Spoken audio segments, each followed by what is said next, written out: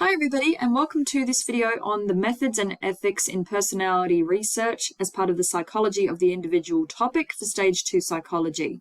As you can see, this links into the science inquiry skills that you're also required to know as part of this course. So let's get started. So we've already gone through in this topic the different types of personality assessments, but we also need to know the science inquiry skills in terms of research methods and so on. So we know that a research method in psychology is the type of data that's obtained from an investigation or an experiment. So below is summarized in a table the type of methods in relation to the science inquiry skills for personality assessment. Now, if you haven't watched my previous video on personality assessment or you're away for that lesson, make sure you do that before watching this so it makes more sense. So the different types of objective quantitative research method in personality assessment. So number one is behavior count. So that's how many times a behavior is demonstrated, and we can count and verify those behaviors. So if someone threw a chair 10 times in a lesson, they threw the chair 10 times in the lesson. If we can verify that and we can count it, it's objective. There's no bias or opinion involved. So that is considered objective quantitative. So objective free from bias, or we can't object, hence the term, and quantitative, and for numbers as we know, so factual numbers. We could argue as well at times that behavioral observations may be objective quantitative. There is some subjectivity involved in terms of the perception of the actual observer. However, these two go together as one method because when we do observations, we also do behavior counts. So typically, definitely the behavior counts is considered as objective quantitative. Then we have subjective quantitative, which is the majority, as you can see, all right? And of course, the self-report tests all are counted towards subjective quantitative methods in personality. So we've got our Myers-Briggs personality inventory, Eisnick's personality inventory, Cattell 16 PF, and the Minnesota Multifaceted Personality Inventory, or MMPI. All of these are subjective quantitative measures because they are subject to the individual's own bias of themselves and their behavior, so it may lead to a lack of validity and reliability, but they are measured in number form. So the scales obviously equate to a certain number on the scales provided as per our previous video and as per us having experience of doing the personality tests ourselves in class. We can also gather qualitative evidence when we look at personality studies. So obviously clinical interviews, the words and the discussion said in these clinical interview settings is obviously qualitative evidence.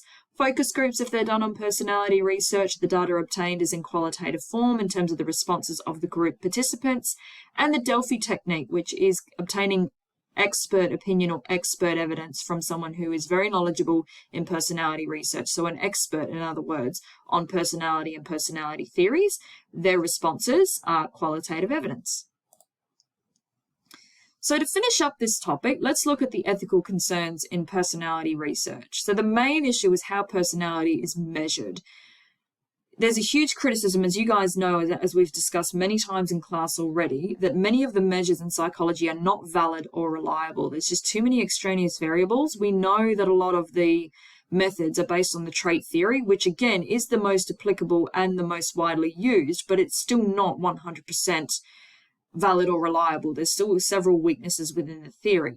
So some items in personality tests also are seen as offensive and potentially destructive. So particularly the MMPI, it's very invasive. We know it's over 500 questions and it does have the potential to be quite triggering in some instances. That's not as much of a risk with the other ones we've discussed, but it is still, a possibility.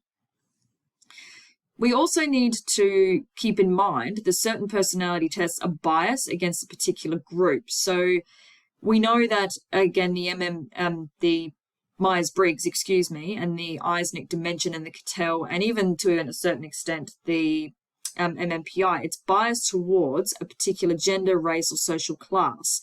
So yes, we can apply the trait theory to a wide variety of cultures. However, the tests that are designed based on the trait theory, so Myers-Briggs, 16PF, Eisnick's EPI, and so on, they are biased towards, again, a westernized world and westernized culture. So it may not be applicable to a wide variety of cultures, which is a huge problem because then we're not actually measuring personality tests properly.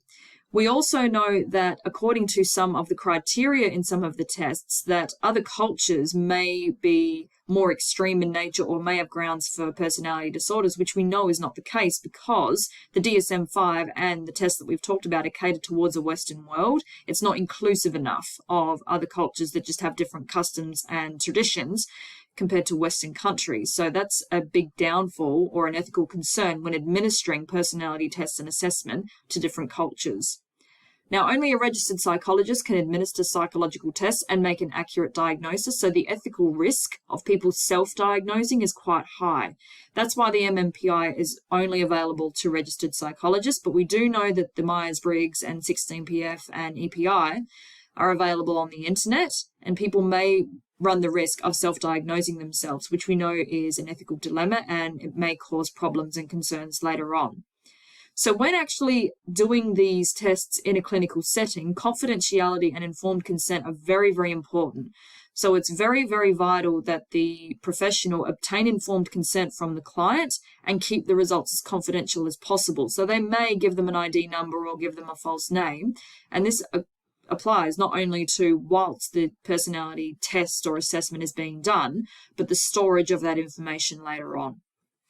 Okay, so I hope you found this video useful. If you've got any questions, you know what to do. Let me know.